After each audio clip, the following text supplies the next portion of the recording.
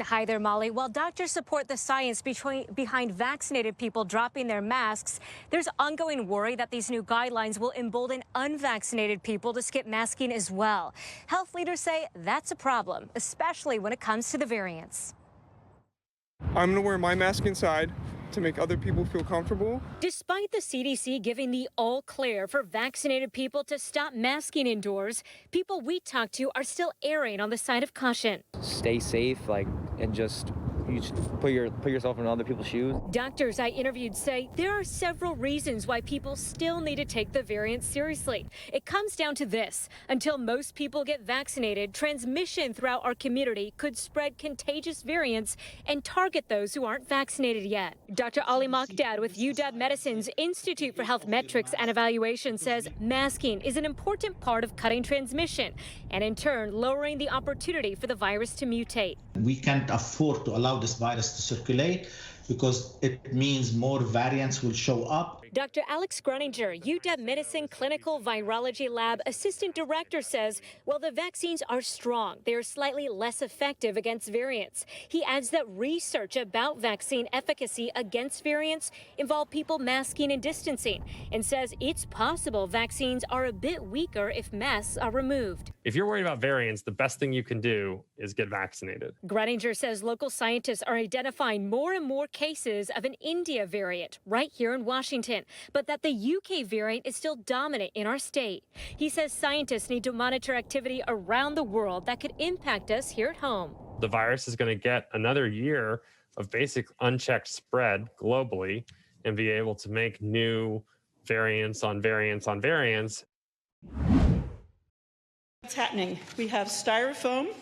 We are birthing a compostable clamshell, and really, we want you to bring your own. Smiles all around as the governor signs tough new legislation for such things as prohibiting the sale and distribution of styrofoam, such as food service containers, coolers, and packing peanuts, and limiting single-use plastic.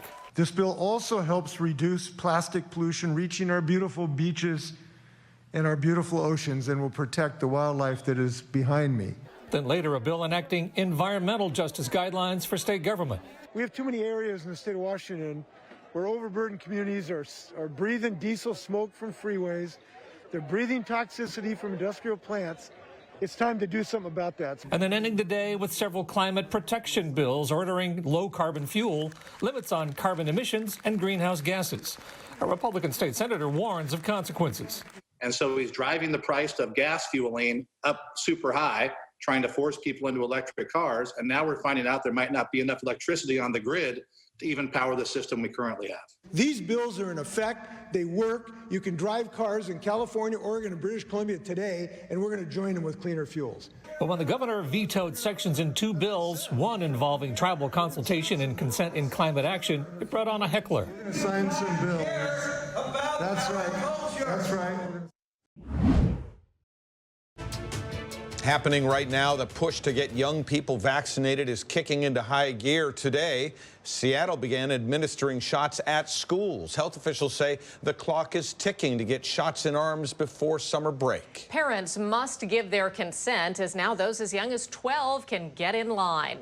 Taking a look at the most recent vaccination numbers in Washington, which does not include that new 12 to 15-year-old age group, more than 6.1 million doses have been administered. Nearly 45% of Washingtonians 16 and older are fully vaccinated now, with nearly 58% receiving at least one dose. KOMO's Patrick Quinn joins us live from Nathan Hale High School, where, Patrick, there's been a line around the block for hours of young people waiting their turn, right? That's exactly right. The numbers that you just gave are about to see a huge spike. Let me show you why. We're here at Nathan Hale High School. Just behind me, that is where they are giving vaccinations. And let me show you this line that's been here since 2 o'clock when paramedics first got on scene. It wraps all the way around the school and actually extends into the street parking lot and on the sidewalk. And this is part of the city's initiative to take the vaccine to where you are. And for students, that's at school. The wait for young people is over. Now the rush to get their first shots. It's really accessible.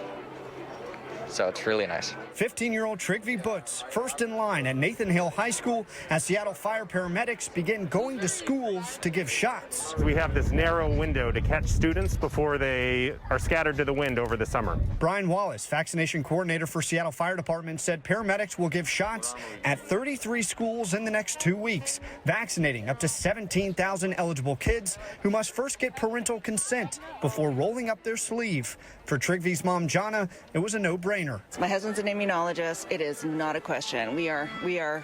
Here's my arm. Here's his arm. Give him both your arms. For Seattle Public Schools, expediting vaccinations is a key factor to opening in-person learning full-time in the fall. The teachers union supported the on-site clinics, adding, quote, "We encourage SPS and the city to continue this work with an eye toward making sure both students and families in under-vaccinated communities, including Black, Latinx, and Native American communities, have easier access to life-saving vaccines." For Trigvi, one shot down.